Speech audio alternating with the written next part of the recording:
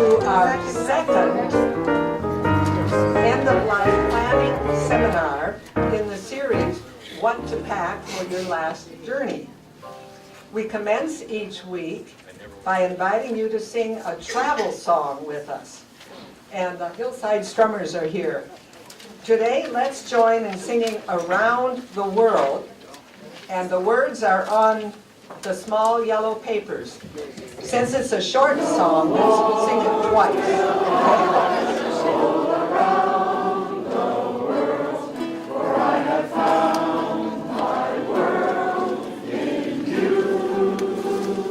Hillside Strummers. That was a nice musical sing-off.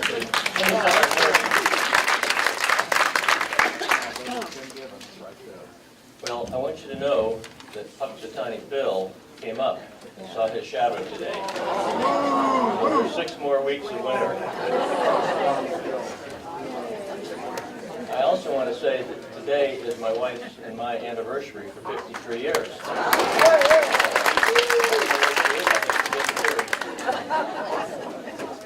Anyway, I'm Jim Givens, and I'm a member of the committee that helped organize this series of 6 seminars entitled, What to Pack for Your Last Journey.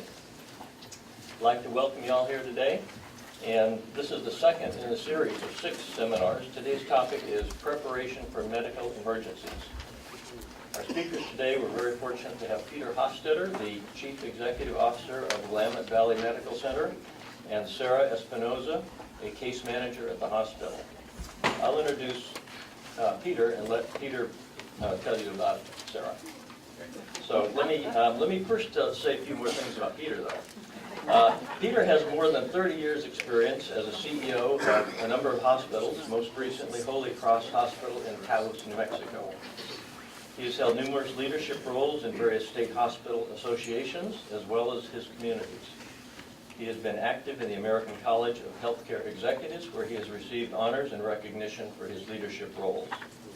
Peter has a bachelor's degree in biology with an emphasis on hospital administration and a master's degree in public administration in healthcare. Both degrees are from the American University in Washington, D.C. He and his wife, Christy, have 2 grown daughters. He enjoys skiing, golf, hiking, riding his motorcycle, and NASCAR racing. Maybe we'll hear more about that, I don't know. So let's give them a warm welcome. Peter and Sarah. Well, good morning, and thank you for inviting me back. I wasn't sure after that whole Coumadin Clinic conversation if I'd still be welcome, but I'm glad to be here. Congratulations, 53 years, that's pretty cool. Just what I thought I'd do before Sarah and I get started, I want to introduce Sarah, is just give you a real quick update on some of the hospital things. Coumadin Clinic is top of our list.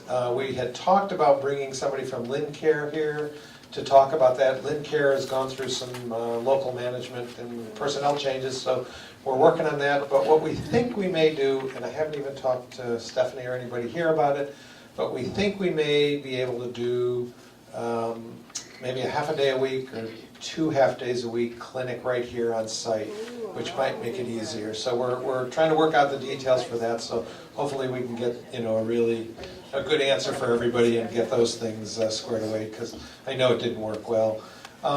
Couple of real quick things. We had a new orthopedic surgeon start, Dr. Mark Thomas. I don't know if anybody's had a chance to meet him.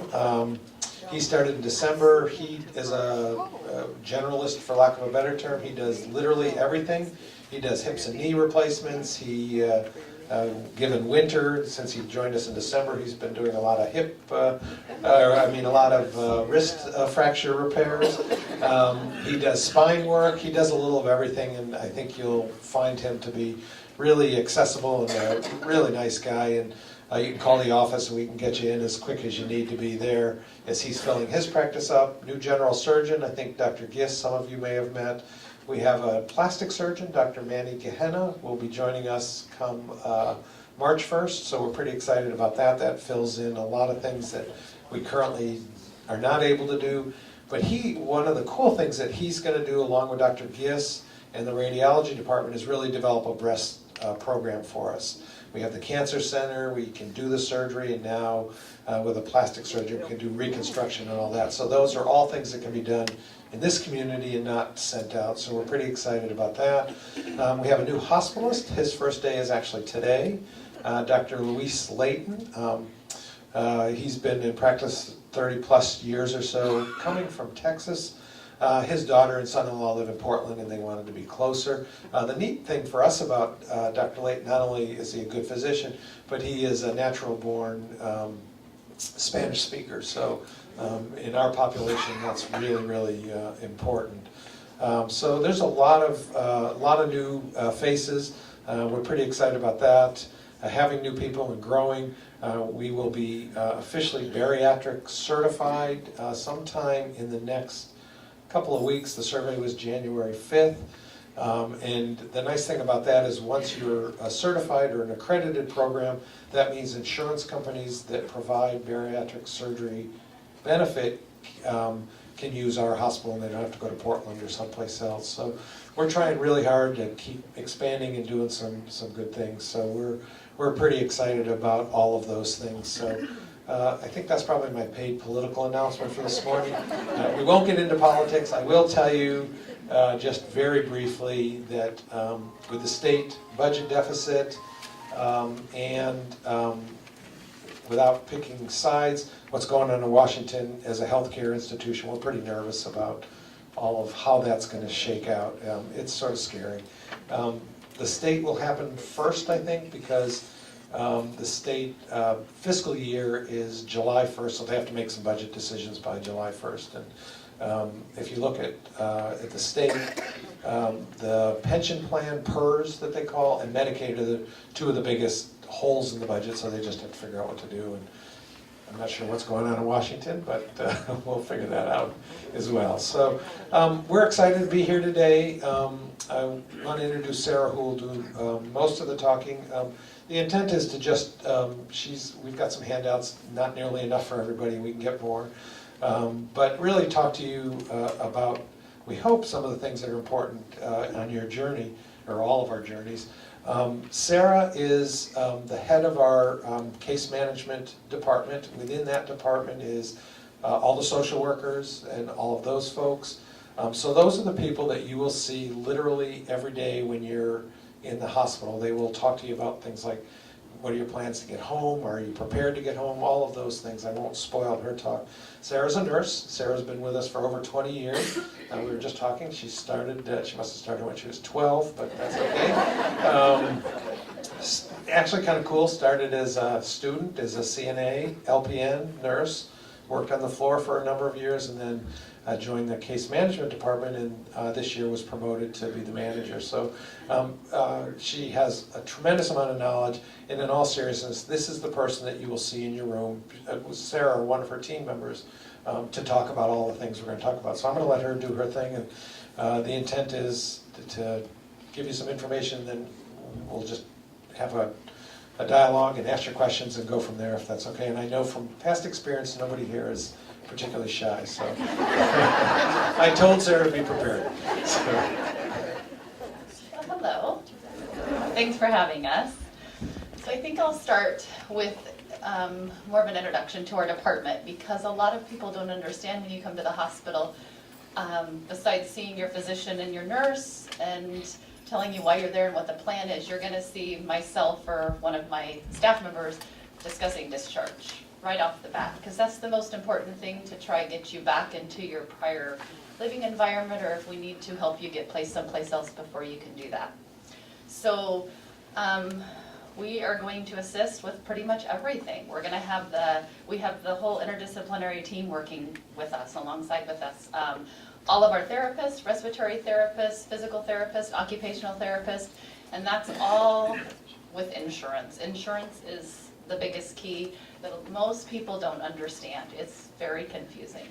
I know you've heard of Medicare, you've heard of managed Medicare, and they all require different things, but they kind of all go along with Medicare guidelines, which we as a facility have to follow. So questions we get daily are, do I qualify for a skilled nursing facility, home health, all those things that most people do. But I know you've heard about observation status and inpatient status, and that's probably a big thing we should talk about today, because that's important. So Medicare says that if you come to the hospital and you are an inpatient, and that is all determined, not always because your physician says you are. They're still learning too the rules. They don't always know them. It is all Medicare guidelines and criteria, which my department does. It is a list of criteria that you have to, it all depends on your labs, your symptoms, prior medical issues, and if you're an inpatient, that's the status you will be in. For billing purposes for Medicare, you will have a copay for that, depending on your insurance plan.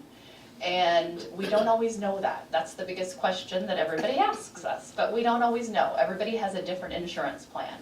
So I would try to be really aware of what insurance plan you have, and that 800 number, customer service number on the back, call and ask the questions. They will send you literature. You can, if you have access to the internet, you can get on and look, because we don't always know that.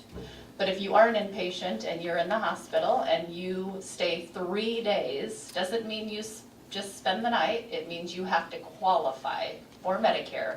Then you have certain benefits. It's actually 3 midnights. 3 midnights, correct. But you can't just stay there and spend it. You can, but it doesn't mean you qualify.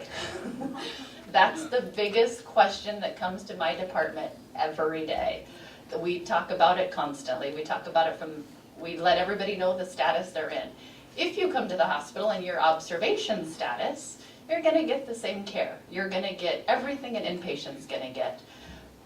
But it's billing. Billing, I mean, we just have to bill that way. You will have a copay. If you have straight Medicare, you will pay 20% of everything that happens in the hospital. Medications, room and board, testing, it's going to be similar to when you go to the doctor's office. They will not pay for medications that do not pertain to the diagnosis of why you're there. If you have pneumonia, they're going to pay for your breathing treatments, they're going to pay for your antibiotics, steroids are used a lot of the times, but they're not going to pay for vitamins, they're not going to pay for insulin, because you've already paid for that. So that's a big question, and the bill shows that. But we talk about that. That's something that we go to everybody's room and discuss the status that you're in. But that's the biggest question. People get upset a lot of the times because they just clearly don't understand. So that you'll probably want to ask me questions about that later on, because that's a biggie when you're in the hospital. But we're going to discuss all that with you. We're going to help you get hooked up. If you need a skilled nursing facility, that after the 3 midnights, you qualify for 20 days in a skilled nursing facility. They have to accept Medicare, which ours in our community do. We have one out in Sheridan that used to not, but they do now take Medicare. So we have, of course, Hillside. Prestige, it used to be known as Oakwood, but Prestige purchased them about a year ago, and they've started the steps of renovating the facility and a whole new group of staff members. So it's night and day from what it used to be. And Life Care on 27th Street is still here. So that's our 3 local, but if they're full or you choose to go outside of the community, we've placed people up in Portland. I've placed people in Washington because they're close to family. So we'll assist with all of that. Home health, there's several different agencies that it depends on insurance. If you have a managed Medicare plan, several of the agencies don't accept. Some of the United Healthcare's, HealthNet is another one that is tough to get hooked up with, but we can find agencies for you. So we do a lot of the placement. We are going to discuss when we talk to you when you first come in, what are your plans? Do you feel safe going back home? And we can get a social worker involved as well. I have 3 social workers and 3 nurses that work in our department. And 1 social worker you will see from the emergency room. He's one of the first faces that you will see. That's one of our newest members to our department, which is kind of nice. Then we can start that as soon as you come through the door. And family issues, we deal a lot with that. We don't just deal with the patient, we like to touch the whole family. So you know, we want to understand why you're coming to the hospital and what's going to help you succeed when you get out of the hospital. Because we want you to be safe at discharge, not just mobility and making sure you're healthy when you came in. We want you to be that way when you leave. We work a lot with the primary care providers, helping with getting appointments, because I know that's one of the hardest things is when you call to get an appointment, they book you out 3 weeks sometimes. You're not able to get in. We want you to be seen a week after discharge, and we usually have better luck getting a hold of the doctors than you guys do. We'll help equipment, if there's equipment that's needed. Medicare doesn't always pay for equipment. I learned not too long ago, they don't pay for any bathroom equipment. I have no idea why, but they don't. But we have the local Lions Club, and we'll give you information on that. That's like a loaner service, and that's actually underneath Prestige Skilled Nursing Facility, and they help run that. So you can go, and if there's equipment that's available, they just lend it to you, and then when you're finished, you take it back. Used to be in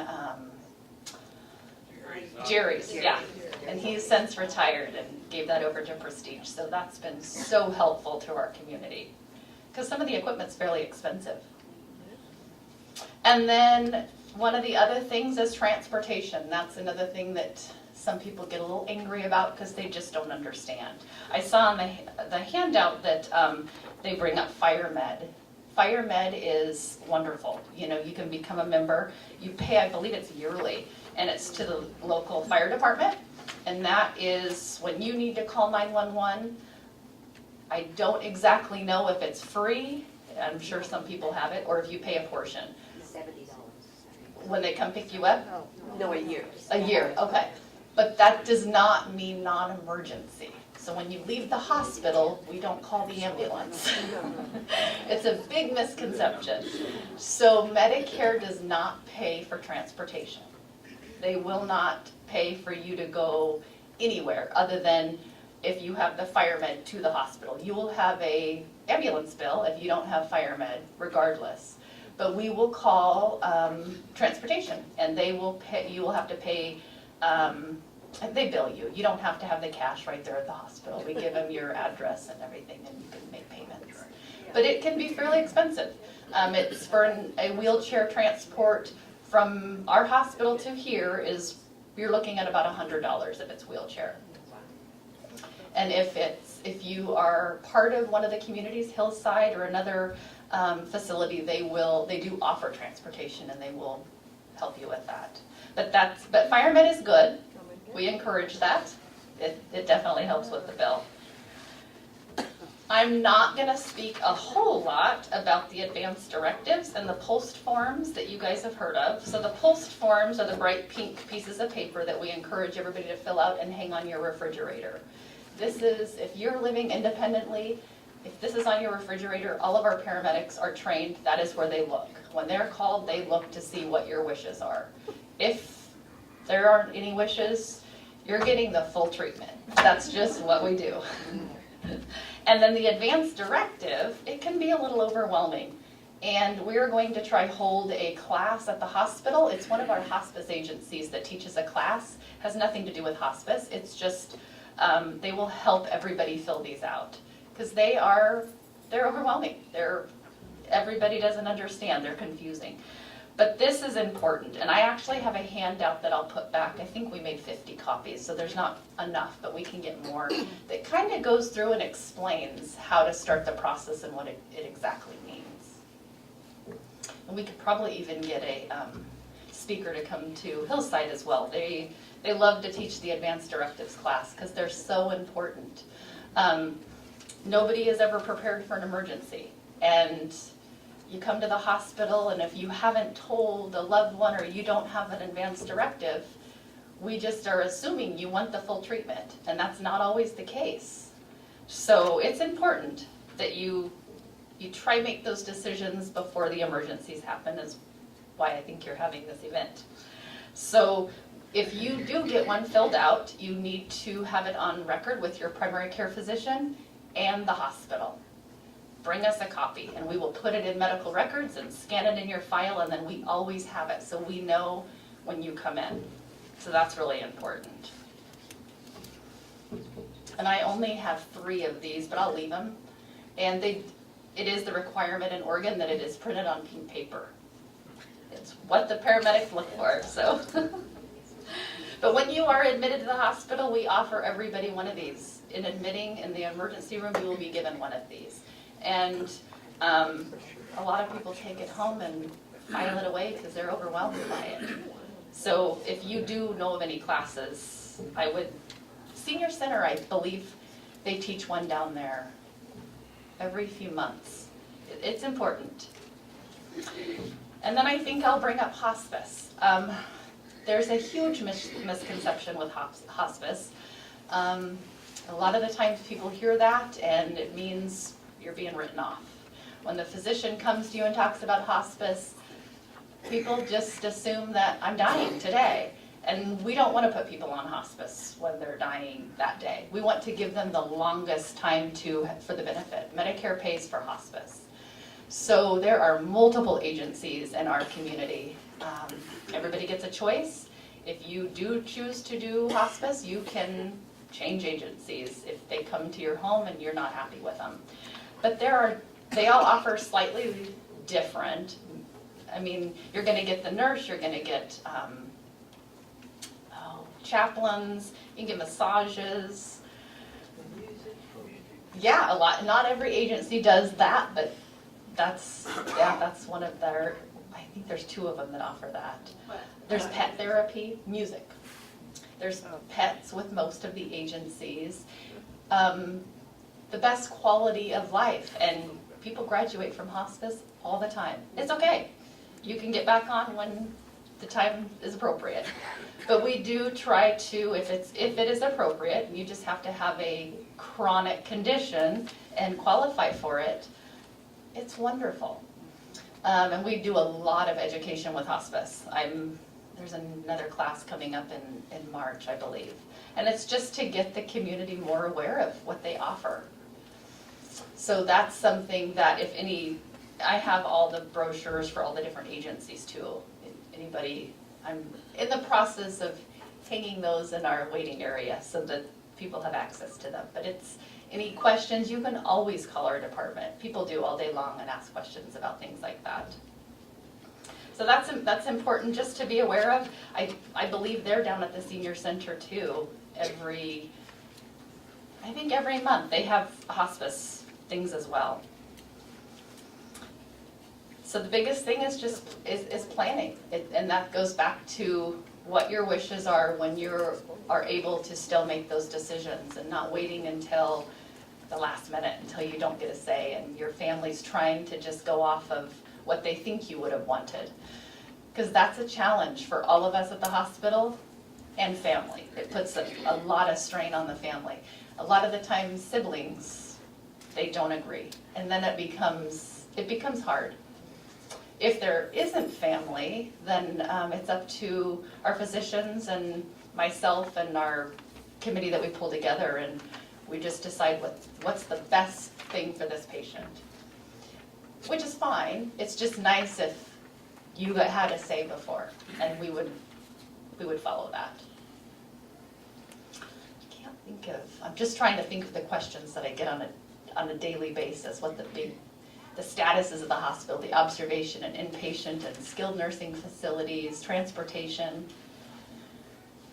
and insurance. I would just encourage everybody to really look into the plan that you have and get as familiar with it as possible. So I think that's it, and then I would encourage you to ask me questions, because This hospital gets in touch with that, can they? they probably could. We would, if you were one of our patients and if you would probably be asked this on admission, we could probably have them fax us a copy of it. Yeah. Do you have it on?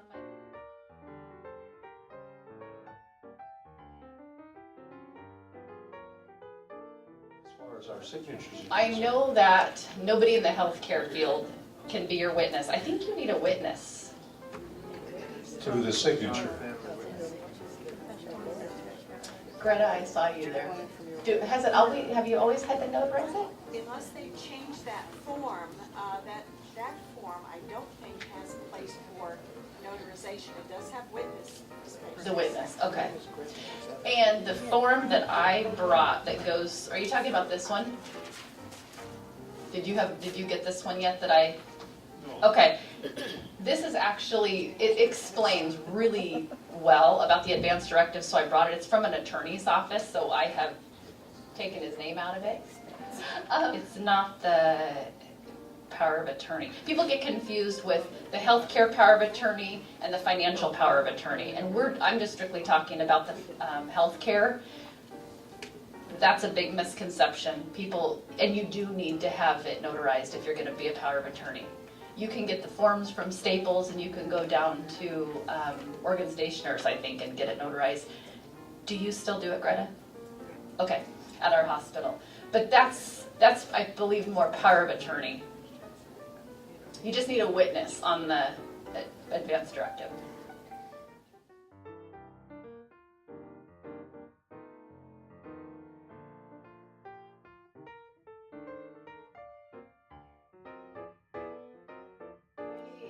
TRICARE typically is military. Correct. I would assume that would work because they're gonna, like when you come to the hospital, if you told the admitting department that, they would run it, and I think they have access in their portal to find all that. Excellent, thank you. We verify, a lot of the times, and it's happened several times with the new year, people have changed during open enrollment, their insurance, and they've forgotten, they have their old card. We find that, we run it, and there's a portal for all the Medicare and insurance.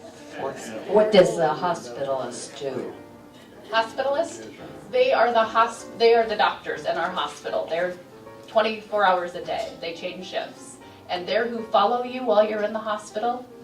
The primary care physicians will, if they're involved in your admission, they will admit you to one of our hospitalists and they will follow you while they're there. The doctors in the community no longer round in the hospital like they used to. You will be followed by one of our hospitalists. And just to be clear, the hospitals are all board-certified internal medicine physicians, but gosh, it's been what, maybe 10 years now? The primary care docs stopped coming to the hospital, and the hospitalists sort of grew up that whole thing. And really what ended up happening is the physicians, the primary care docs, this is probably more than you want to know, but the primary care docs, it's more efficient for them to stay in their office, see patients all day. They can see more patients, which is good for all of us. And then the hospitalists just concentrate on taking care of the patients that are in the hospital.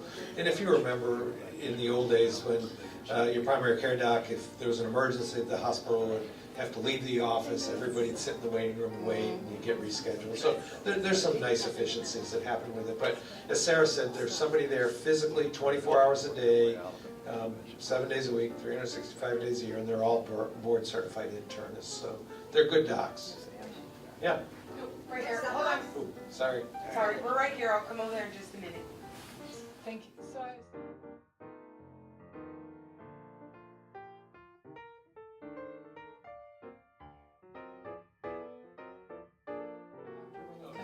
Oh yeah, correct. Okay, because it used to be an issue several years ago. They're hospital employees, so they're all part of our. So they're part of the local networking then? Okay, Yep. okay, thank No, you. it's a great question.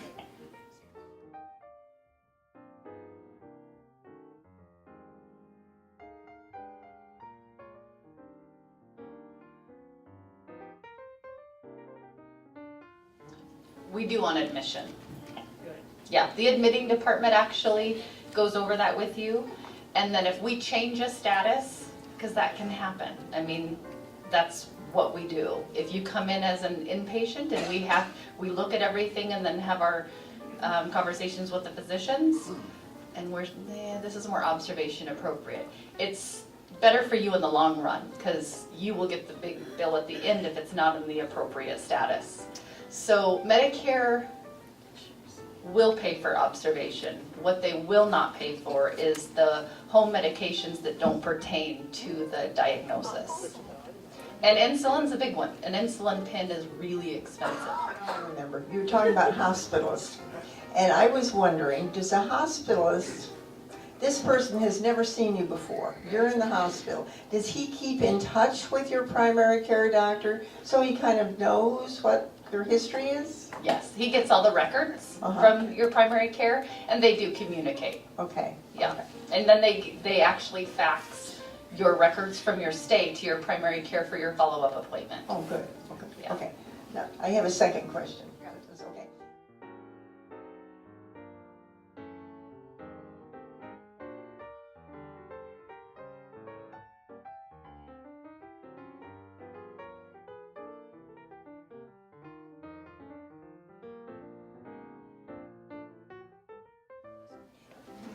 Our physicians in the ER are contracted, right? Yeah, first off, our apologies, it's horribly confusing, but the emergency room physicians Uh-huh. and the radiologists are both private practice. Yeah, So they're not hospital employees, so you will get a separate bill from them anytime you come to the ED or you have a picture taken in red. Those are both private physicians, so we send them, they get our demographic information. So when you're admitted and you do all that, that information is sent to their billing company. So I'm not exactly sure how that one fell through, but you will get separate bills, and that gets people, it literally comes right across on the same computer system, so I'm not sure what happened. But Kaiser does pay the emergency room bills, and we are talking to Kaiser about a bigger, broader contract as well. So it's going to be slow going, but we're talking. I hope I don't have to come and see you soon. So do we. You look like you're in good health, though. Thank you.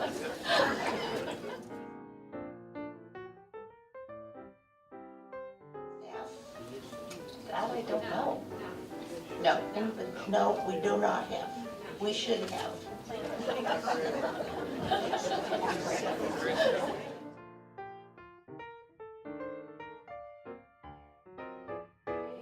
Each situation's different. A lot of the times we can do that, depending on the medication. The pharmacist just has to have it with the bottle. It has to be in the bottle that you got it from the pharmacy from. Thank you. Yes. That's the other thing I wanted to mention was always have a list of your medications in your purse or your wallet. That's a big one. I wonder if your ER doctors are all accept Medicare. They do. Thank you. I didn't hear you mention that the post form has to be signed by a physician, has to be approved by a physician. Did I miss that? Or? I believe you do. I believe that you do. And you, do you have one of these filled out? Yes. Did you get it from your physician? Yes. Okay. Most of the primary care physicians' offices are trying to get these started with every patient. It shouldn't be started at the hospital. That's kind of after the fact. So they're trying to do that. Yes, it is in order. Yeah, they did also mention that it would be the EMTs, for instance, that would come to the house in case they needed to, would have that on record, on an electronic record. But he still recommended that form be attached to the refrigerator as a backup. Absolutely. They might. I don't know how the EMTs, they have access to a lot of stuff, so maybe they do. I don't know that question. Thank you.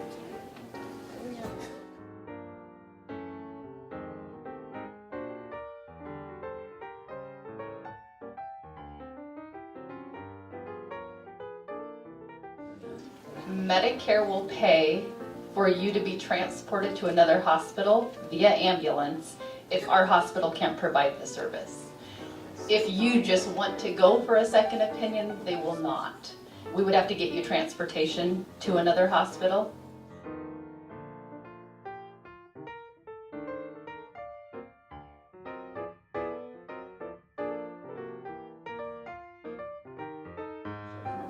I would think so, yeah.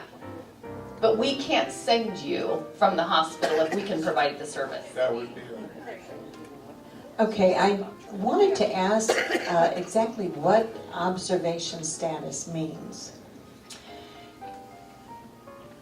So there's outpatient, in a bed, observation, and inpatient. So observation is you're going to be observed overnight. The doctor does not think you're going to be there more than 2 midnights. It's 1 midnight. And that plan can change. When the clock rolls past the 24 hours, we'll reevaluate. And then depending on what happens, it just is what Medicare says now, if you are coming and needing to be admitted, is the intent for 2 midnights or is the intent for 1 midnight? Does that make sense? It's confusing. I think of the situation, used to come in and have your appendix taken out. You spent a couple nights in the hospital. That is not inpatient anymore. If it ruptures, it is. It doesn't make sense to a lot of people. It's a Medicare rule. So it's not that you are indecisive as to what the problem is? No. It can be. Chest pain, they just don't know. They're still working you up. They don't have a definitive answer, so observation's appropriate until we really diagnose it. Is there verbiage available that you can explain what you want if you don't have a healthcare representative on your advance directive? Say that again? Are there words that you can use to explain, like I okay surgery, I okay transportation to another facility, that kind of stuff, if you don't have a healthcare representative on your advance directive? I think that might go back, and I'm guessing, I think that might go back to the power of attorney that you would need to get from an attorney. There's durable power of attorney. You could be very specific with an attorney involved for those type of things. The advance directive, if you're just gonna fill that out and you don't have a witness? No, not a witness, a healthcare representative who will make your decisions if you are not able to. Like, can we take her to surgery? Can we transport her to another facility? So if I understand the question, if it's an emergency, something, you're in an auto, whatever it is, your appendix burst, your appendix, we are able to do what we need to do to save your life, no matter what piece of paper you have. If you are competent, you're awake, you make your own decisions, regardless, again, of what piece of paper you have. But I think that's the point of having healthcare power of attorneys, having things clean and notarized. The language, we'll help you walk through it. I mean, hopefully a nurse, a doc, somebody's explaining to you exactly what's happening. You'll make your own decision, if that's the question. If you're unable to make your own decisions and you don't have a family member or a friend there. That's where it gets really tricky for us. That's exactly the question. That's what I want to know. Is there words? If it's life and death, we'll make the decision for you. If you have a power of attorney, if you have healthcare power of attorney, advance directives, if we have those, then we'll go by whatever's in there. Okay, I've got a, now I can't say it. What do you call the service where they show up when they think you're dying and they play music? Hospice?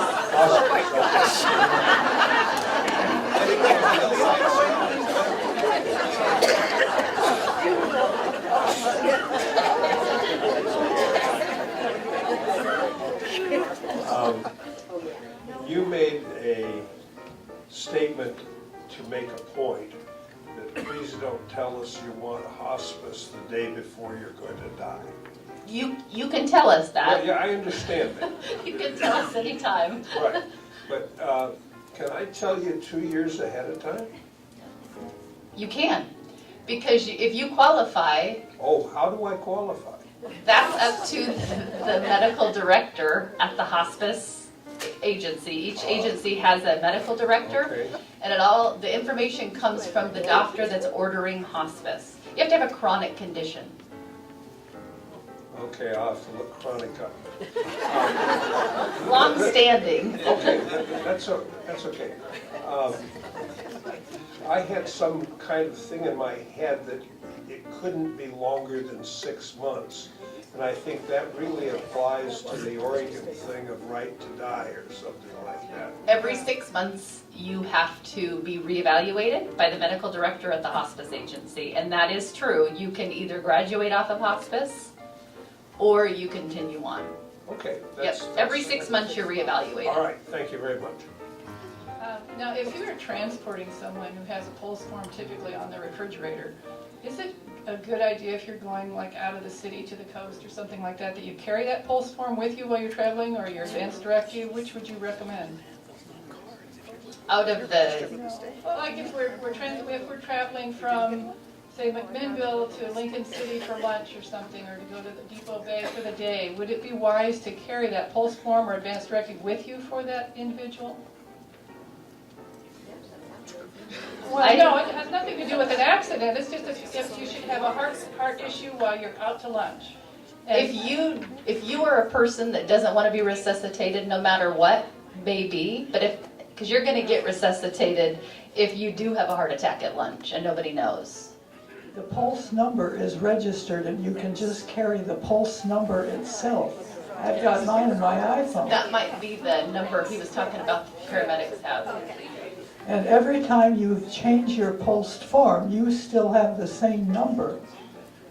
So if you change doctors or change your mind, but your pulse number remains the same. Previously that asked about the program where if you were passing away and someone would come and play music or something, I think that's the No One Dies Alone, NODA program that just helps to provide volunteers who will come and sit by the bedside if family or friends are not available to do that, to help you pass the day. We do have that in the hospital, but you don't graduate from that in 6 months. I think Sarah's point with the hospice was people think of it as the last few days of your life, but it's a much richer, broader resource, and people should think of it in that terms, not just literally the last couple of days. That's really was the whole point of this.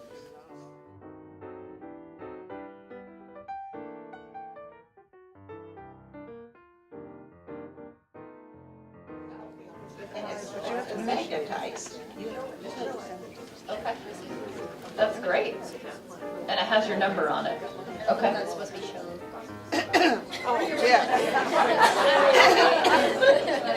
They're getting wallets out. Sarah, I have a question that I want to help Hillsiders clarify. Tell them what happens in the ER when they're not admitted and sent back home. Like, why does that happen? And when they're in ER, or when they live at Hillside? Yeah, I must be under a speaker. So a lot of times people will call and say, they sent me home, I don't know why. Can you give some clarification as to how that happens? Typically, just use some examples. Depending on what you're coming to the emergency room for, you're obviously going to be evaluated, they're going to do testing, and every physician wants to treat you as an outpatient. That's the best. There are a lot of bugs in the hospital. You can always come down with something else. So if you cannot be treated as an outpatient, then we will bring you in as an inpatient. But you need to, Medicare asks that you try everything first before you become an inpatient. So a lot of the times you might have pneumonia. If you're breathing okay and they feel safe that you can go back home, they will recommend you go back home. So, and they might not have explained it so that you understand. And we do have that social worker down there now that tries to help with that, just to help you understand why you're not being admitted. You mentioned a couple times, I think you said graduated from hospice. Is graduated from a euphemism for kick the bucket? No. No. I think some agencies you actually get a graduation cap. Yeah, no, it just means you no longer qualify. You go back to before. It's a good thing, absolutely. Yeah. kick the bucket. Yes, Sarah, I read somewhere that people who do use hospice will live a longer lifespan than those that don't. Is because of being able to provide comfort medicines, and then because of the discharge possibility. Is that a rumor or a fact? That's what we like to think. I mean, we like to send people home on hospice because you get a better quality of life towards the end. Your comfort is, they provide the comfort medications. There's just so many services for hospice that you get that people just don't know about. If you're thinking of hospice while you're with us, we bring the liaisons in and they can answer all your questions. Or sometimes we've discharged to Hillside several times and okayed that they have a hospice visit once they get back home. I have a question. In the book that Marcy wrote, one of the big things she talked about was the baseline for people who go into hospitals and they get the medication or whatever and they start acting like they're not themselves. And there was the concern that in the hospital, because we had people that don't even know you, there should be a baseline, so you know that originally when they walked in the door they knew how to tie their shoe and they knew how to do all these other things. And there's a form that we were supposed to fill out. And my concern is, like, when you go to an emergency room, and how does that stuff not get all lost? Or would it be smart to kind of make sure that you go to the hospital ahead of time, and you know how you register and they have all your information about poultice and all that sort of stuff. Maybe they should have a copy of this too. That's your baseline? Yeah, the baseline, kind of like, where you are before you got sick, so that they can kind of identify the fact that the medication you're taking is making you sicker instead of better. I mean, there's a whole bunch of information about that in the book, and I thought it was very, very interesting and also made perfectly good sense. That, a lot of times they medicate you out of yourself, and then they don't know that that's not yourself. And especially in a hospital when it's all new people who never met you before. And for me, as an example, I'm alone and I don't have family to come in and be my advocate. I'll try and have an advocate, but I'm concerned. Right. We do a lot of phone calls. If it's a facility, obviously it's much easier. We call and ask the nurse, what's the baseline before? We call neighbors, we call family members, but you're right, if you're alone, it's hard for us. We're going off of what the physical therapist is recommending at the end of your stay, and off of what you're telling us, and how true that is, we just have to guess. So I guess my question is, let's say I'm going in an emergency situation, of course I have all this stuff on the refrigerator, and I have this baseline thing on the refrigerator. Would somebody take it, or do I need to make a note to say, take it with you, and then make sure they give it to the right people? That's my kind of. I wouldn't think they would know to take that, because I've never seen that. But if that was something that you could keep in your purse with your medication list, that would be really helpful. Okay, so in other words, with your old stuff, would it be advisable to identify this and bring it into the hospital and have it put in your records? Yes, that would be very I helpful. know it'll change, but maybe if you're smart, you can. But then we know what we're dealing with before. Okay. Yes. All right. Anyway, thank you. Why don't we take one more question? Can we do two? I assume that physicians are normally the ones who are in charge of aid in dying support, but if you're in the hospital, does this hospital provide aid in dying at the request of a patient? No. We do not do that at our hospital. Why not? That is, I think there's a process for legal stuff, I just know, yeah. Sarah, I'd like to get back to a question that Stephanie asked about if we have someone that comes from Hillside and goes to the hospital to emergency, and the hospitalist, emergency room physician feels that they're just need to have a little bit of care, and then they just send them home. Do they send them home with enough medication to get them through, say, till the next day so that they can appropriately then go to a pharmacy and get further medication?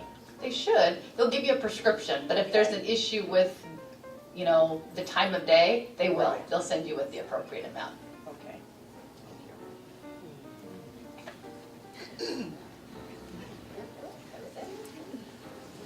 I want to thank Peter and Sarah so much for a really interesting and informative session today. Thank you guys very much.